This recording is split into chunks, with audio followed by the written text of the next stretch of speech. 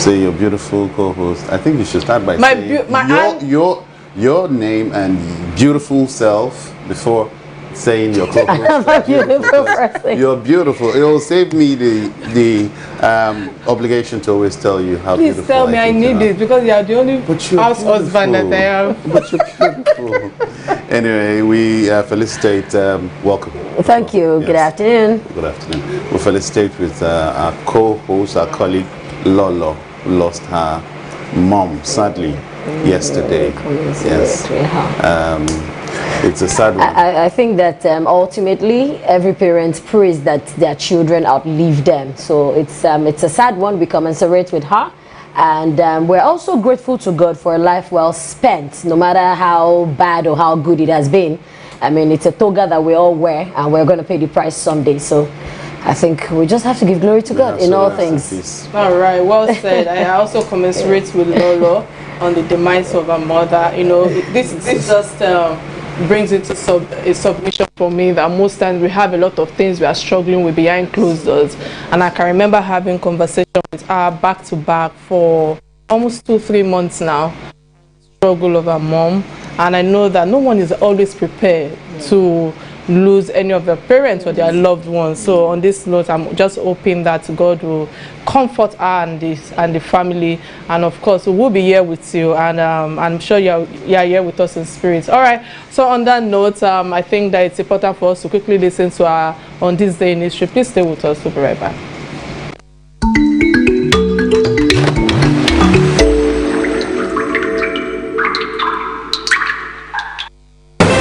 This day in history, 20th of May, 1992, exactly 29 years ago, the government banned all political, religious, and ethnic organizations other than the 2 approved political parties. In the same year, legislative elections were conducted on the 4th of July, and the SDP won 47 of the 91 Senate seats and 310 of the 593 seats in the House of Representatives. The NRC won 37 and 267 seats, respectively. The Military Council pushed back the transition date until January 1993 and postponed the inauguration of the National Assembly to coincide with the establishment of the Third Republic.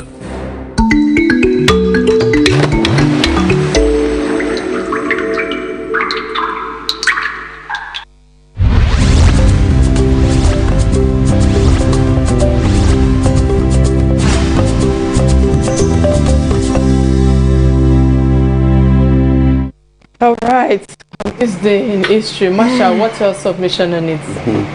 Well, for me, it just brings to mind where we are gradually gravitating towards 29th. The Democracy Day for me, of course, it used to be 29th of May. Yeah. It also reminds me how people, activists, the activism, the energy for transiting to democracy at the time, and all the values that were put into the democracy that we currently have.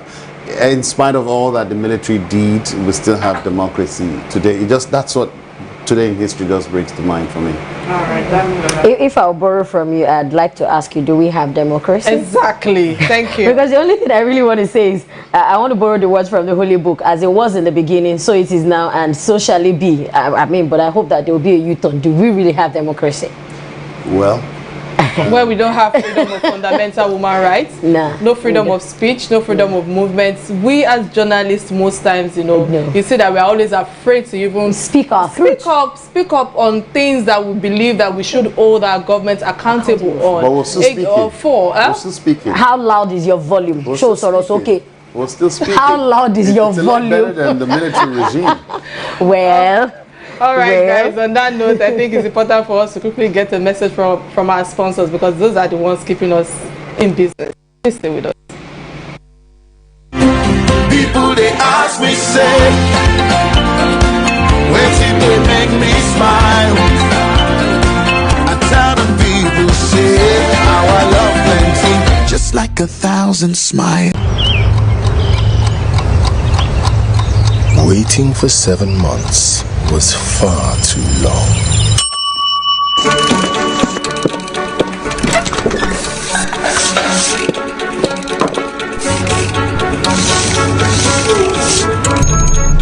Hotels and Suites is back with the same passion to take care of me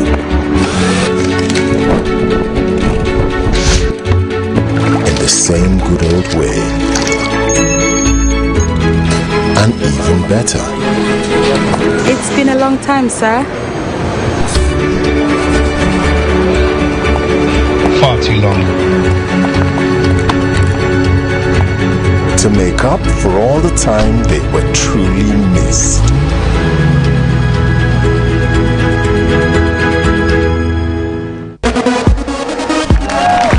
The new look Amstel Motor, and introducing new Amstel Motor Ultra, the first ever no added sugar malt. Both made from the best quality ingredients, have a world-class name, and are good for you. Amstel Motor and new Amstel Motor Ultra with no added sugar. Be your best.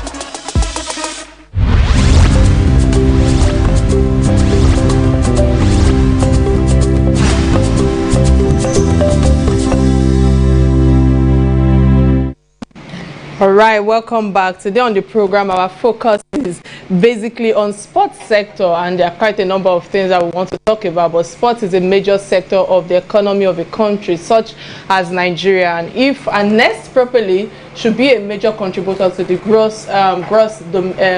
domestic product of the nation. But sadly, this is not so, at least maybe not yet.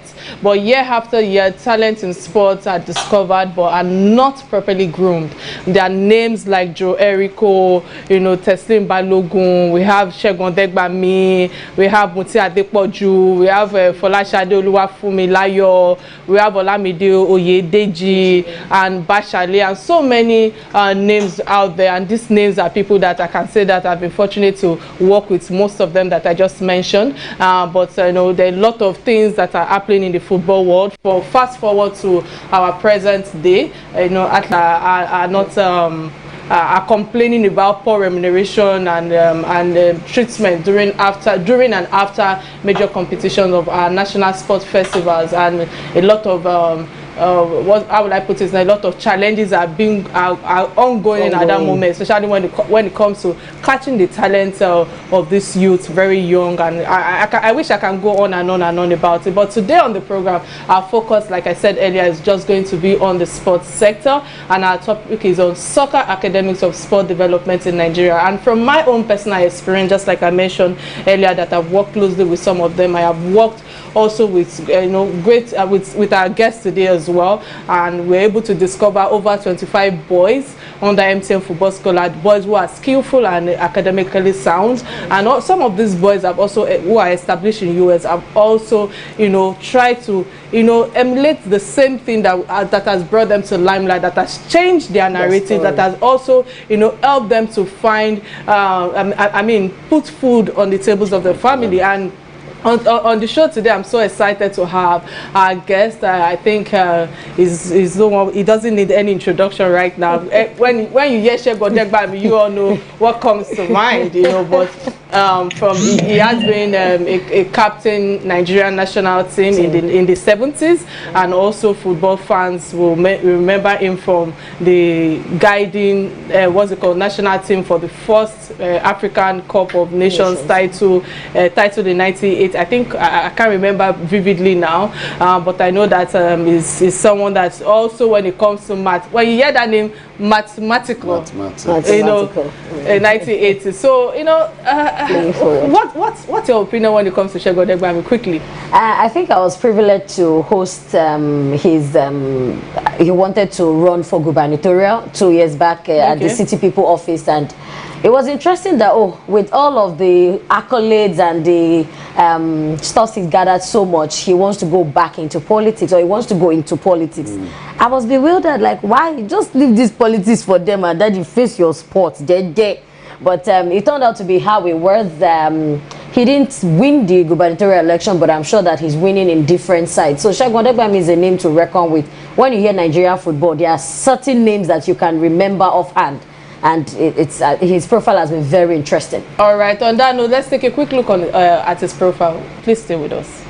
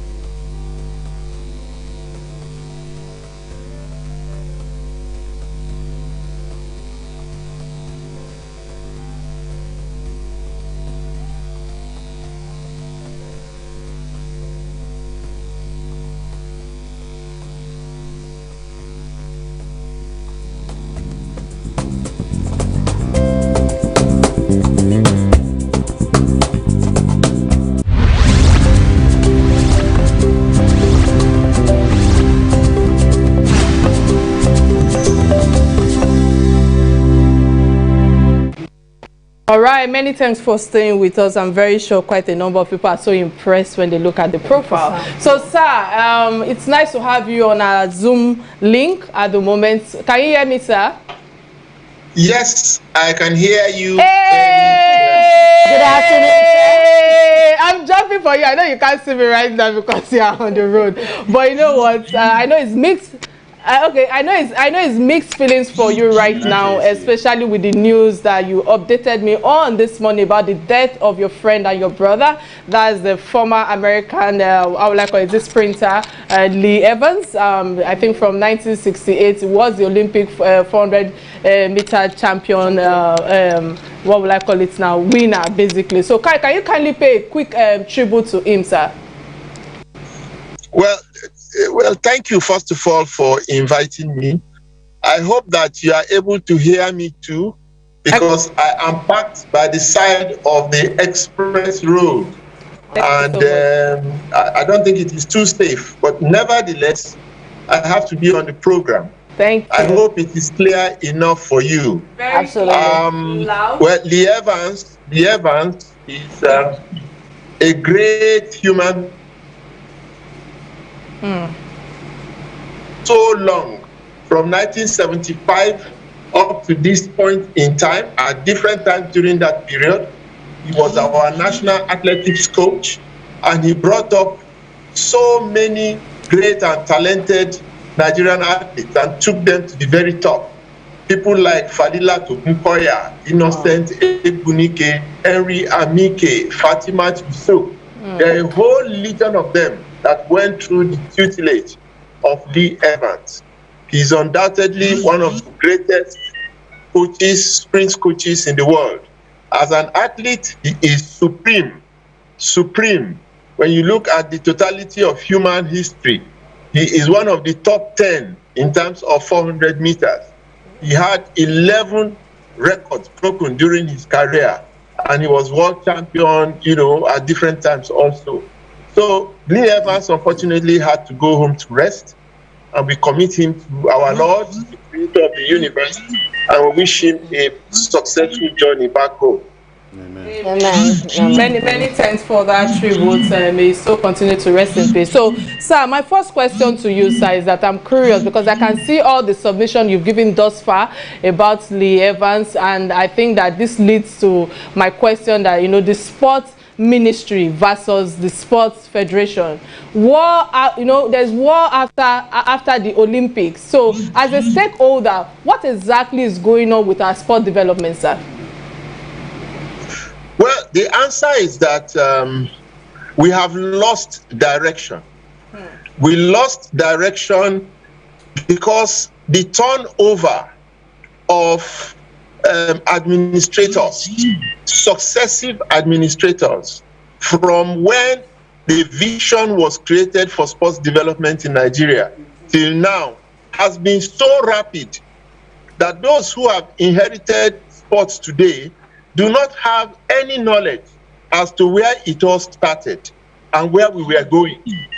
To the extent that now we have people who are heading sports that have no sports background.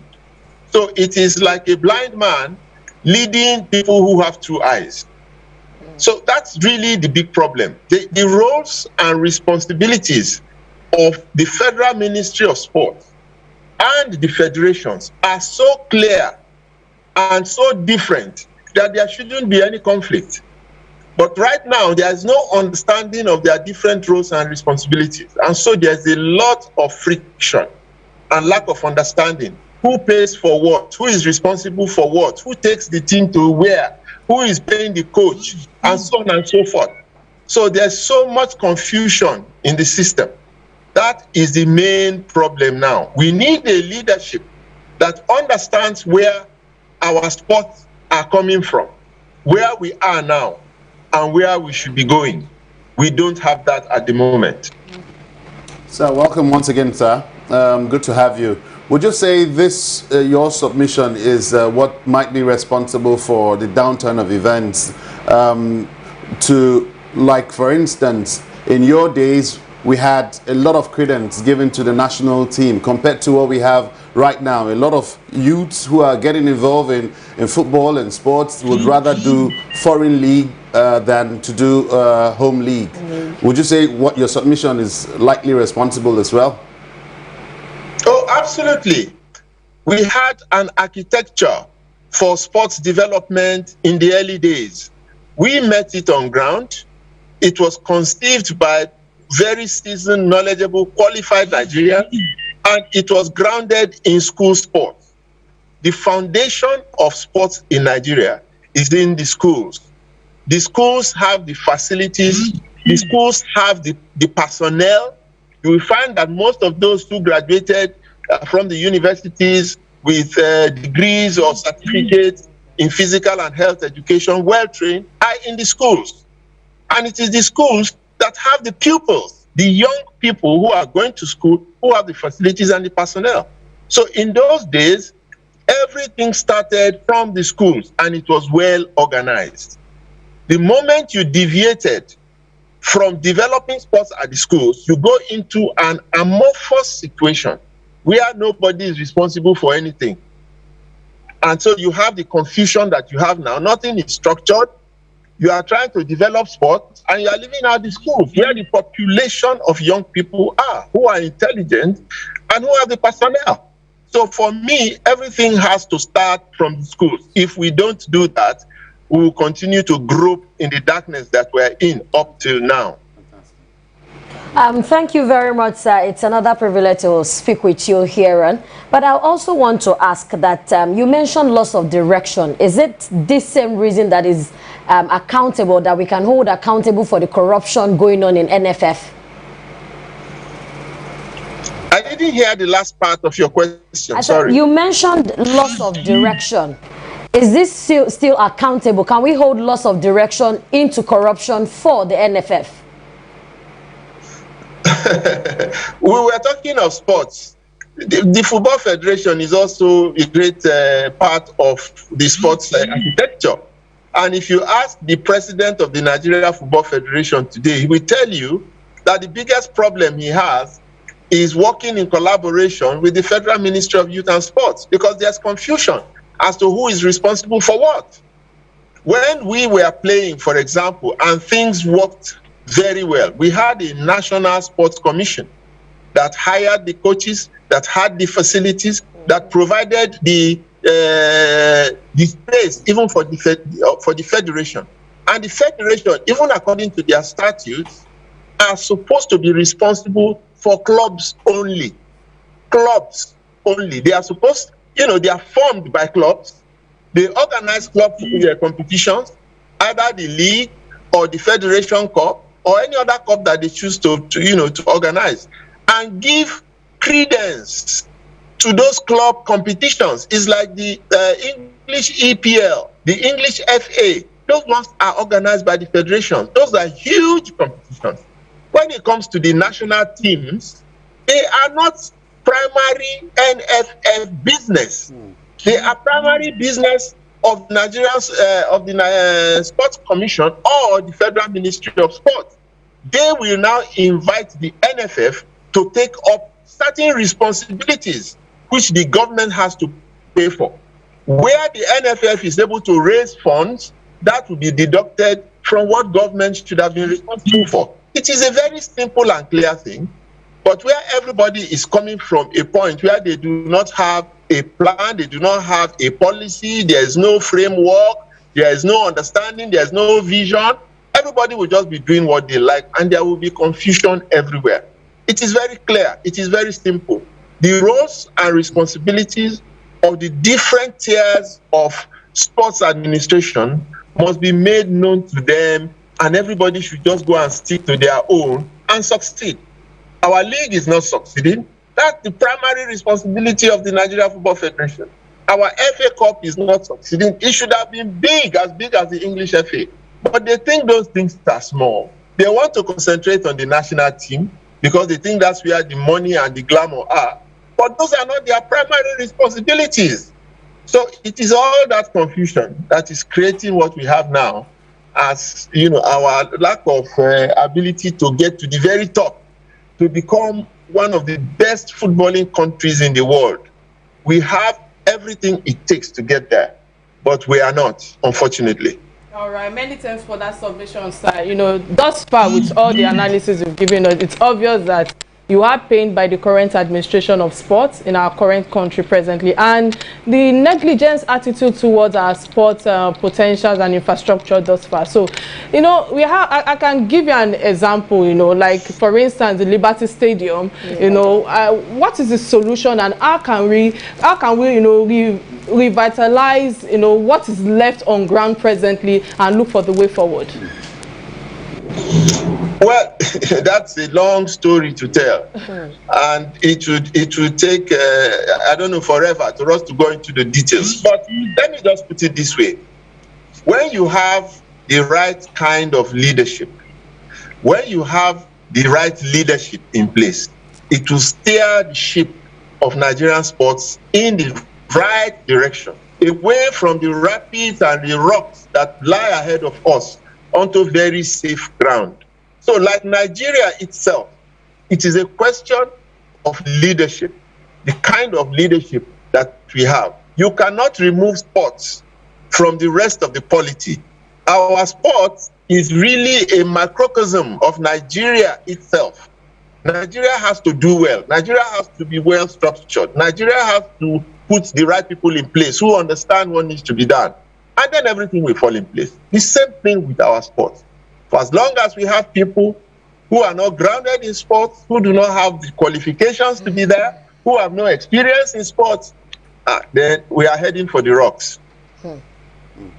Talking about being grounded in sports, we've seen how you ran for governorship at the time. Can you tell us, I know we're not talking politics, but can you tell us what your emergence as a governor at the echelon of a state's executive, what that would have done for sports in your state and beyond? Well, by now, 2 years into the government of the President of Ogun State, we would have mobilized the youth of that state and provided for them the environment where hundreds of thousands of them would be in the production line to go into the huge global sports industry. There's a huge global sports industry. It's not about those who are running or kicking the ball around. There's a whole industry around it that cuts across the whole spectrum of business. Is it insurance? Is it hospitality? Is it facilities? Is it architecture? Is it medicine? Is it law? Is it whatever it is? Or is it the media? The field is vast. The industry is huge, is global. And we have not even scratched the surface of that business. And yet we have teeming youths in their millions who are jobless. There are more betting houses, more viewing centers for football matches in Nigeria than all the churches and mosques put together in the whole country. And these are places where you will find youths. And the business, some of the biggest businesses in this country today are the betting businesses. That's just an example. So we have the foundation in terms of business opportunity and the business world out there. We have the products, raw products in our young people, but we are not producing them. We are not preparing them to go into that business. And so we have this huge population of illiterate young people or semi-illiterate young people who are not well taught. Only very few of them are succeeding, and yet the whole industry is wasting. So if I had been governor of Ogun State, that state would have served as a model for other states to come and emulate. In my little establishment in Wasimi, you should go and see what we are doing there, with how to train young people to combine their academics with their sports. Kike there will tell you the little that we did with them.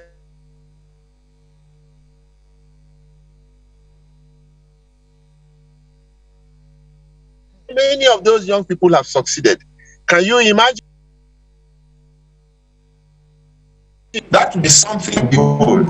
So, well, we just need the right leadership that is well informed, that is educated, that has the right qualifications, that has experience to guide us, as I said, through the precipice that lies ahead. Because sports is an area that will take a substantial part of this our wasting and idle youths and make sure that they are guided to go into a huge global industry that is waiting for them.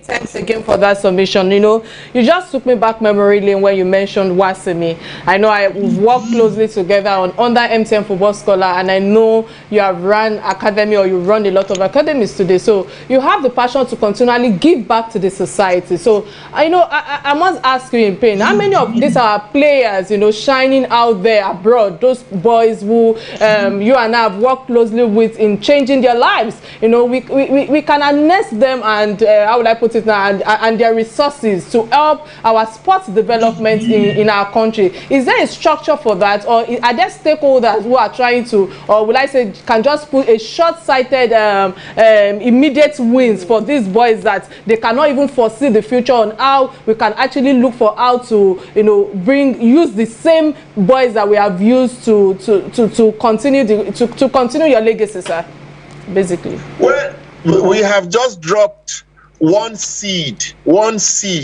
in this vast fertile ground, a single seed.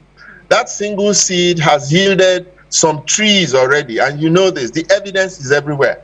In the few years that we have run our academy, about 100 and something students have graduated from it. That's how small the seed is. But you see, in selecting the students that came to the school, we did not select even the best. We just selected any students. And we have succeeded. Out of the 100 and something that have graduated, over 60 of them have gone to American colleges and universities. And in the past 3 years, they haven't been able to go because of the government we have in America that is hostile to them coming over there. But we have over 60 something of them in American colleges and universities. Many of them have graduated. Many of them are doing things now to help young people to go to America. Somebody like Abdul Salam. Yes. But at the same time, we have a couple of them that are in Europe already who are playing professionally. Somebody like Arokodare, who is in Cologne FC. He's in Cologne FC. We have a player who is in Argentina who is playing. We have Shegun Adefioye, who just finished, and he wants to play in the MLS. Yes. One of our players, David Egbo, was one of the picks for the MLS this last year that finished. He's playing in the MLS, one team in the MLS. So we have players that we didn't even select from the best stock of student football combination in Nigeria. They are just ordinary people who went to a sports academy and they picked up football and they went and they excelled and they are doing exceedingly well. My project Wasimi is only a model. It's a model for emulation. States and individuals can go there and just learn, and we can spread that seed across this fertile land that is Nigeria. And before you know it, you are grooming and producing a whole lot of players who will make this country proud. Okay, sir, I'd like to take it from this angle. You have mentioned loss of direction and a couple of things. Are we also going to be safe to say negligence or lack of infrastructure is why we are constricted to the kind of sports that we have? I know in Nigeria as a country, football is very widely accepted. We have sprints, because if we look at the Olympic Games, there are a lot of games that Nigerians do not participate in. Why is that, sir? Is it negligence? It's not negligence. Different parts of the world and different environments breed different kinds of sports talents. In Nigeria, for example, we are naturally endowed to be sprinters, to be jumpers, to be throwers. So we are not endowed to be swimmers. You know, that's just an example. Or to go into any of the seriously technical games. Our environment does not breed that kind of sports. So we need to go into areas where we can breed those that are born naturally with those talents. If you go to the north of Nigeria, you go to Mambila Plateau, you go to Jos Plateau, you will find people who can run middle distance racing. If you go to the south of Nigeria, to the south-south, and to the south, the south-south in particular, and the southwest, the south generally, in fact, it's a born area for sprinters.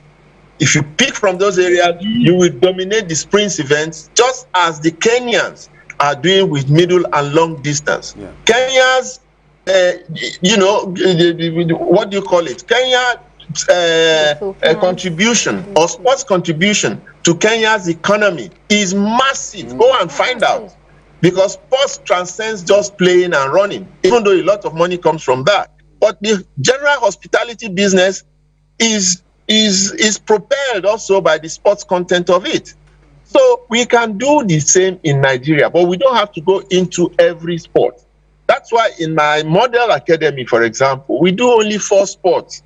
If you want to do shooting, you want to do fencing, you want to do equestrian, whatever, you are going into areas that you don't have a large number of people, you don't have interest, you don't have followership, you can't even get financial support for. So that would be foolhardy to go into those businesses. But the few sports that are available, that we are naturally endowed with, even those numbers, we cannot fill in their millions.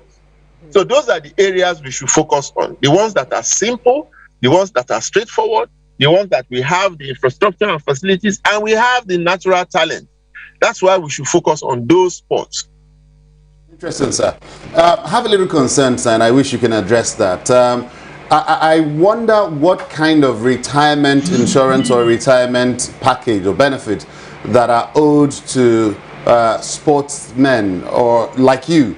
I mean, we've seen the likes of crisis that overcame the likes of Rashidi Yekini and great names in sports, in football, that were highly globally celebrated, and only for them to go the way they went. So it bugs my heart to ask, what kind of unionism or what kind of retirement welfare package do sportsmen like you enjoy when you leave the echelon of your glory of sports? Look, you are touching a very sensitive area there, because I would also ask you, just look around you, look at the history of Nigeria from 1960 to date, and name for me the sportsmen, the top sportsmen that you know that have succeeded in sports generally, or whose lives are going well now after retiring from sport. On the fingers of one hand, you can count them, because there's nothing that has been put in place to take care of sportsmen after retirement. It is not done by the sportsmen themselves, nor is it done by the government, nor is it done by even the private sector that is working with some athletes, some sports people. There is absolutely nothing in place. And again, this has to do with knowledge and experience, and those who know what to do about it, that are not in charge of our sport. We need for the first time to give sports people, genuine sports people, who have the qualifications and the experiences to come and lead our. Wow. It's a pity. Such a pity. All right, sir, are you there? Do that. There will be a very effective functional that does not exist presently. I'm sorry. All right, many thanks for that. And I think Marshall here just took the question off my head, because I can remember when we lost Joe Erico few months ago, and I paid a visit to his family, and quite a number of them, which you know that I've worked closely with. And it's unfortunate that we do not have a structure when it comes to retirement for those who have transformed the football industry in our country. But moving on, sir, and I think this might be our last question to you because of time. You're a legacy maker and a goal-driven visionary. So what do you envision for Nigerian sports going forward, sir?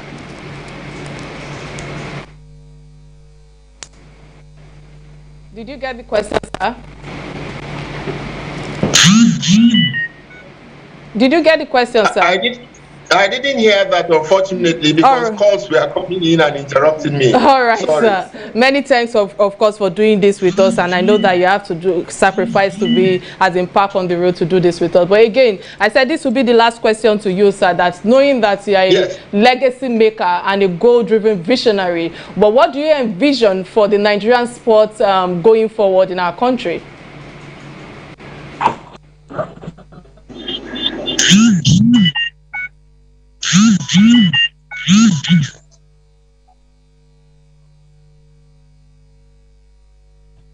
Right, so hello, sir, are you there? Are you there, sir?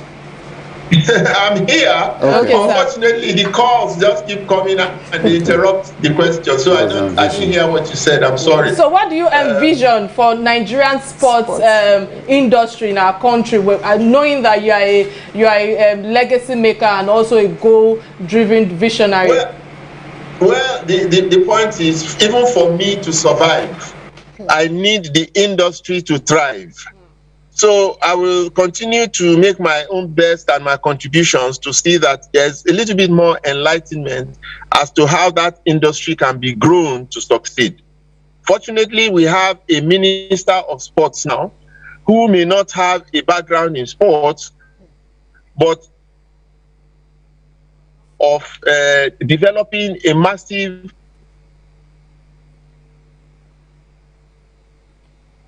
apologies. I think this is where we draw the curtains with this interview with Segun Odegbami.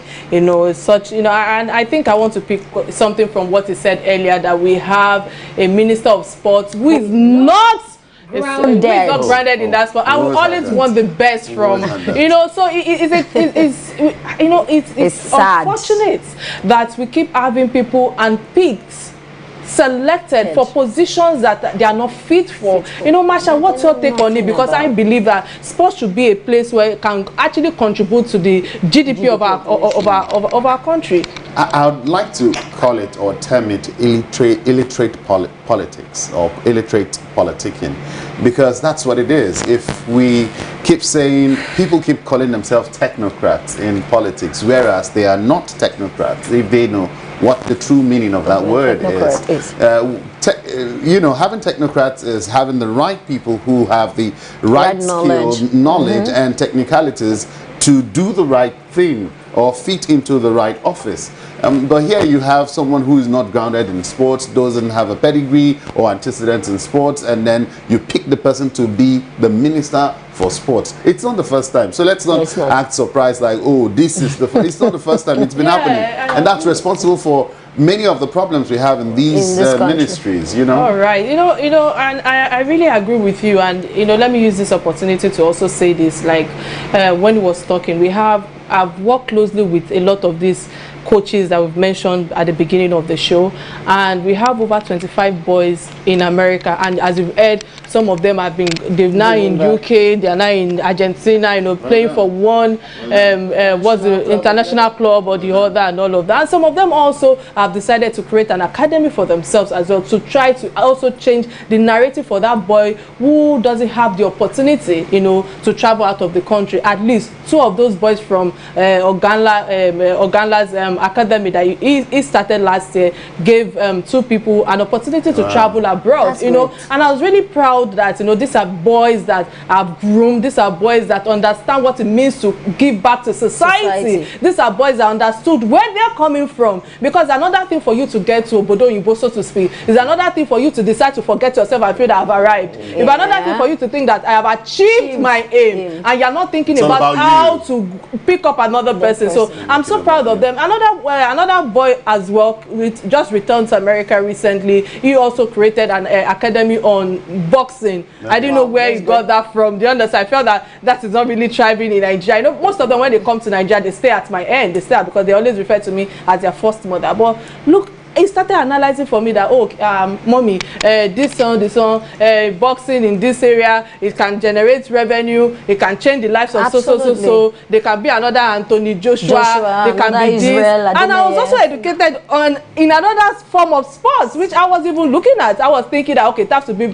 from football and the likes and all of that. So it's just sad that you have seen these boys that who you have groomed thus far, and and I feel that the government can actually tap into them and use them actually to change the narrative of our country, especially when it comes to sports. I think if I would agree with you on one hand, the other thing is that we do more for ourselves individually than the collective body called government. Absolutely. Do you understand? Because if we look at like I asked other sports areas, if the able-bodied men are not even enjoying any privilege, what do we say about the para athletics? What do we say about the ones that are on the wheels? There is no hope for them anywhere because the ones standing have not collected anything from government, have not seen retirement plan. How would you have such a ministry without a retirement plan, without no benefit? We saw what ended Rashidi Yekini, Mutia Adepoju, and some of them. Then you begin to wonder Joerico, with the years of their work giving back to the country and putting our names there in the map of the world. Like, okay, worldwide, you know Rashidi Yekini. Worldwide, we know all of these names. But here, back in our country, it's like, we are neighbors to ourselves. Do you understand it? Let me just quickly add here before we go. He mentioned something about schools, picking them from the school. If you must be informed too to know that schools abroad consider athletes for scholarship. If you're a good athlete, if you're good in one particular sport, they'll consider you top-notch for a scholarship in a school. But you don't find that in Nigeria. I don't know why. Have you gone for academic scholarship first of all? Yeah, you are going for sports. Even when you get academic scholarship, it's going to be 100,000. You're still going to pay through your nose. Exactly. All right, that's another thing to banter on another episode of our program. All right, so let's quickly discuss what affects us all, which is the trending stories that caught our attention. And one of them is one of them is on Twitter, which I have to express different opinions on viral video of the journalist Ahmed Issa. I hope I pronounced that name properly. Yeah, and AKA they said ordinary president, family. Exactly, eating a woman during an interview, and Ahmed assaulted the woman who was accused of setting her brother's daughter on fire for alleged witchcraft. Meanwhile, Issa said he has gone on, he has apologized, to the people, and it's quite a Damilola, what's your take on this before I give my submission? I think that a lot of times we take laws into our hands. Correct. There is no matter of emotion that must have engulfed you that will make you pull out such an act. It's like, I saw it as involuntary, but you can always control your temper. I mean, you're a model to people. People look up to you. People want to hear you speak. So if you have done that to that lady on TV, I mean, maybe you do worse to your wife in the house. It's just that spontaneity. There's no two way about it. What is not good is not good. Let's call it what is not good. Because he was quick to, I saw the video, the reflex was like 0.0 milliseconds, and whoa! For what? Even if she had been charged guilty, you do not have a right to take laws in your hands. You don't hit her. I'll lend my voice to Dami. I've not seen the video, but it's interesting to know. I know Ahmed Issa. I'd hosted him a couple of times. We would work together. Didn't Donny send it into our WhatsApp group? And no, you want me to call you out? Donny's doing the job. You're not doing your job. He was busy spying. Well, no, I was busy mourning the loss we had. Yeah. So, I've not seen the video, but I want to believe that if I don't even need to see the video to spur that emotions like you're already spurring. Ahmed Issa hitting a lady he's a professional broadcaster. He's not just one studio rat, who stumbled into broadcasting. So I'm wondering why Ahmed Issa. It's pitiful. All right, so so that it will look like we have the same opinion. Yes, I will come from the angle which is first and foremost that I'm disappointed in his actions, and as a role model, an OAP, a journalist who should be more aware of ills, especially when it comes to violence against women. I think he didn't exhibit leadership, and we keep training people on leadership, but the question is, are people really ready to even take on what is being taught, to unlearn, to relearn? And it did not also show some level of self-restraint, when it comes to the abuse of the law. There are quite a number of angles that I can take this from. Also, the woman, the victim involved should be made to face the consequences. I'm not condemning that, and the public should also accept the apology from Issa, as far as I'm concerned, because the primary victim is the woman assaulted. It should have also faced the law for assaulting the woman. So secondly, my second submission on this is that a senior specialist for a senior how will I put it now, for a senior colleague or journalist in the industry, there are quite a number of young people who are looking up to them. So how do you actually teach people? Because knowing that sometimes there are many times we keep saying that, teach them, tell them what to do, but it is our actions that they actually look at and they decide to emulate and all of that. But let's flip this coin again. I'm sorry to say this. There are times that I feel that when you're not properly trained, the community will train you. That is the angle I'm coming from. That is one. Number two, so who's not properly trained here? The woman so you see, I'm going to put fault more on Ahmed. The reason being that, yes, he overreacted, but at the same time, this woman herself, and it comes from the cultural mindset. There's a mindset with Nigerians who believe that, when you look at somebody who is not looking haggard, they say maybe she's a witch. When you look at a child who is not doing well in school, you term it as something. So it's our culture, and that is where the mindset comes in from. So sometimes you need a slap to reset manual reset, regardless of, I'm not saying that what he did was right, but sometimes it takes the community to put some sense into some people. If not, you just start seeing that everything becomes a culture. It becomes something that it becomes a generational cause. Who is training the child? The community trains the child. When you don't train the child properly, you don't know where the woman is coming from. The woman, they believe so much in jazz, they believe so much in witchcraft, so she sees a child, her brother's child, feeling that the brother's child is looking certain way. You might feel that this child looking certain way, that means this child must have some level of witchcrafty or whatever in him. You know what? You called Noto before, and I like how it's first of all, this is big back, and come back and come and apologize. Yes, I said so. He came back to apologize after the action has been taking place. Sometimes you need that style to set some people. Yes. All right, guys. All right. So there's. I don't know where to strike the balance. I don't. But I needed to just balance it so that all of us actually, it's just spontaneous reflex because it's barbaric. And you cannot just set the child ablaze. How would you even do it? Started talking. That's all I wanted to say. I wanted to say, wait until it's you before the woman, and let me see how you feel. But I really feel the passion when she said that could be how you'll be treating your wife at home. Of course. Yes, because that's the red flag. Sometimes we make excuses for the men. Also, there's also violence when it comes to women against the men. Let's balance it here. Some women actually hit their men. But it's more in our culture here when it comes to men hitting the woman. But you know what? Because of time, let's move on to another second story. So another second story that caught our attention is that of the SSA to the Ogun State governor. That's Abidemi Rufai facing, in fact, I don't know where to come from in all of this, but I heard that he's facing up to 30 years in prison for convicted of wire fraud, to the tune of $350,000. He was arrested last Friday at the JFK airport in New York. He was alleged to have filed for fraudulent unemployment claims, with some states in America just feel that that money was meant for the palliative during COVID relief. Exactly. So looking at all of this, Marshall, what does this tell you? 1 year ago, it was hush puppy. It was hush puppy. Now, not a politician. Not a politician. Fast forward. But let me take your submission first. What do you think? Well, good, it was hush puppy. Hush puppy wasn't someone in the public domain. He wasn't someone who was a public officer, so to speak.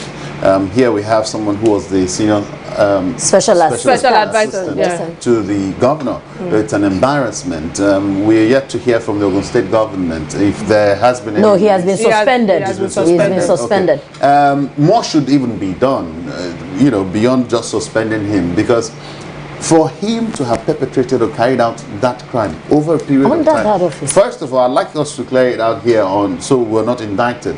He hasn't been convicted.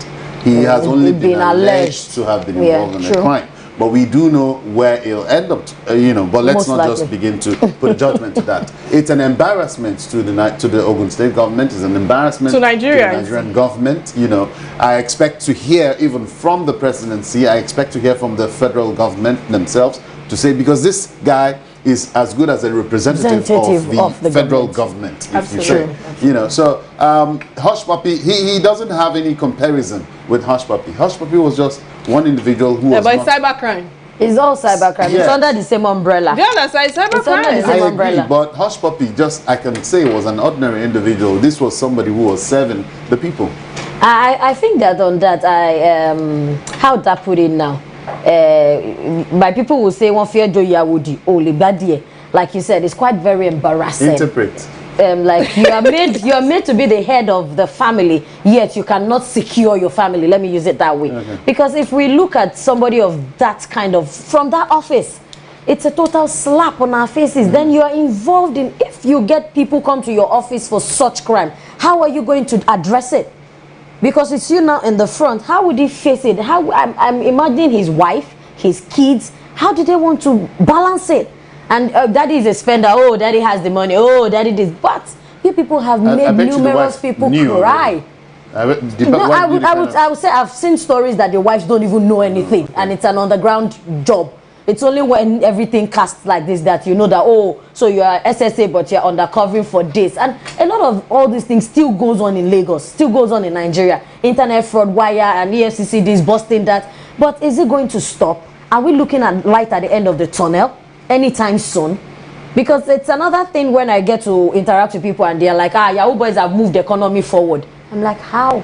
With people's money? How did we get there? How did we even start? How do you get encouraged? I mean, in the total of my whole life having boyfriends or toasters, you cannot look like or have, I cannot depict Yahoo boy in you and I will date you. It's not possible. Okay. Because I'm going to share your scene. Leave me like this, so me fewala. That's it. But I mean, I pity the wife. I really pity her. You know, so now, as in regards to the SSA, Dapo Abiodun, the governor of Ogun State, you know, I just feel it's very shameful, it's disappointing, and more so beyond the shores of Nigeria, they are calling on our people on our actions again. What does that speak for us as a country? You know, and also Nigerians, we have an additional bad image to contend with abroad. You know, quite a number of times you get to the immigration, they start asking you all sorts of questions. They look at your green passport, they are wondering where you're from, what are you going to do, how much do you have? You know, our foreign corruption index has gone. It's skyrocketed. Do you understand? So it's sad. The entire story shows that there was, you know, it was a very smart move from the IT of US, you know, and that's something that I feel that we should also apply to when it comes to our own investigative journalism, and also many other things, you know, related to development of the state of the intellectual capacity of what's it called, individuals, basically. Because sometimes, you know, look at the channels in which Hush Puppy was picked. Look at all the effort that was put in place. Look at all the technology that was used. Most of the time when we hear all these stories, after a week or two, it's swept under the carpet. We do not hear anything. We do not follow that due process of looking for how to investigate people and bring them to limelight and say that maybe that will help other people from not going through. But I think it's because the Western world, they actually have a template. They're accountable. That's Nigeria does not have accountability. We should emulate That's what I'm saying. Ordinary tracking, Olokpa to track criminal. We have not even tracked the people in the bush. Unfortunately, I think we're out of time. We're out of time. My husband, please keep giving me the compliment so that when I go I'm hearing us and somebody's telling me, okay, bring it in your head. I'm beautiful. My husband have said that. All right, this is the time we join the curtain for another episode of Real Talk with Kike. And of course, my co-host and I have done a wonderful job. And Chef Godegba made today's show want to remember always, you know, many thanks ago in Egbomi, like I usually call them, you know, for creating time despite being on the road to be on the show today. You know, I do not take you for granted. Again, this is what we say. Bye now. Bye-bye.